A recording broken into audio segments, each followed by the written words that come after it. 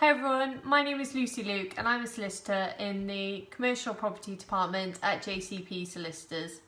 The purpose of this video is to discuss the impact of Covid-19 on the rural property market. I've invited Kathryn Perkins of Edward Perkins Rural Chartered Surveyors to join us in a question and answer session. Thank you for joining us, Kathryn. Can you introduce yourself, please?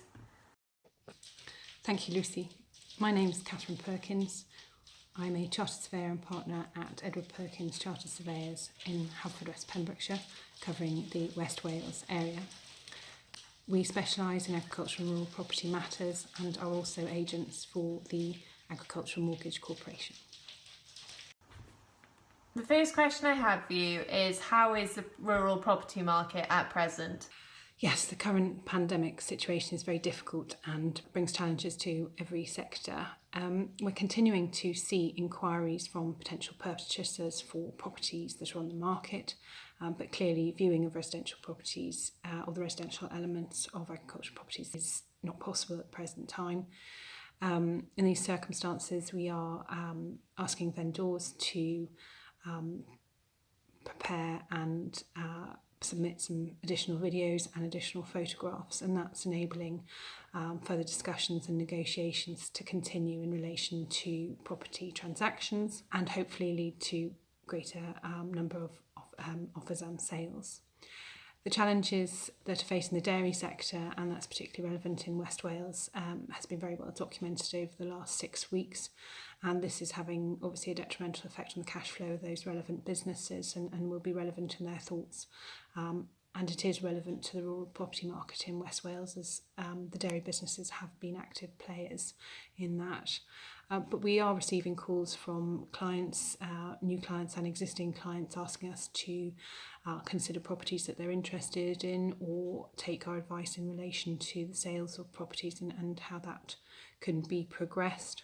So there's continued interest from vendors and purchasers.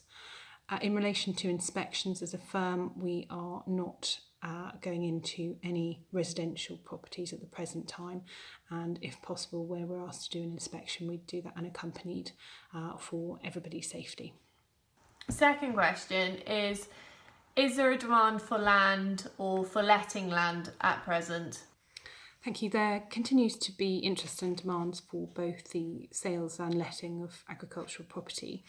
For farmers, whilst what they do day to day has changed somewhat, obviously, the work to feed the nation continues, and these businesses will continue to look for opportunities as they emerge. The sale and letting of property is a very personal decision, and there are usually a variety of reasons why somebody would come to that decision, not just obviously COVID. The benefits of technology means that we're able to market properties in the current situation and continue through that very difficult time. We have had inquiries from as far afield as Switzerland this week for people looking at properties we've got on the market, and there continues to be interest and demand. Third question, which I'm being asked a lot, are lenders still lending?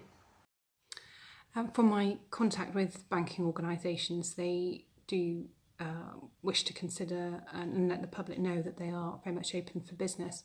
Our firm is an agent for the Agricultural Mortgage Corporation, and therefore my knowledge in relation to that organisation is the best at the present time. AMC staff are designated key workers, and therefore the business has implemented practical alterations in relation to social distancing to enable their work to continue at their headquarters in Andover. For existing customers who have been adversely affected by COVID-19, they have implemented a very streamlined approach for applications for capital holidays, and particularly for tourism or dairy sector businesses, and that's been working really well. In relation to new loans for existing customers, there is a process whereby that can now all be done on the telephone or via video conference with the applicant, via the agent, and then that can all be sent off via email to AMC, so there isn't a requirement to meet, which is a usual specification for an AMC application. The situation in relation to new customers to AMC is slightly more challenging. one of the requirements as a lending organisation is for them to verify the identity and address of their customers. And so this is usually a requirement to be done by meeting the people in person and inspecting passports or driving licence details. However, they have brought in a process where this can be done by video link, and therefore it is possible for new customers to AMC to make applications at the present time. Their turnaround times are slightly extended due to the social distancing measures in their offices and having a split site for safety purposes, but they still very much wish to help the agricultural community. Fourth question, how are you carrying out valuations? So yes, in terms of valuations, from an AMC perspective, they have issued temporary guidance as to how to carry out valuations whilst observing social distancing requirements. In most circumstances, AMC are accepting a valuation for secured lending purposes, which does not require the valuer to make an internal inspection of the dwelling house. And so we are able to supply valuation reports which will lead to a completion of an AMC loan. So, Lucy, are you able to exchange and complete property transactions at the present time?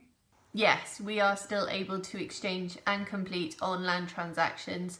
This week I've had a few completions on sales and purchases of land.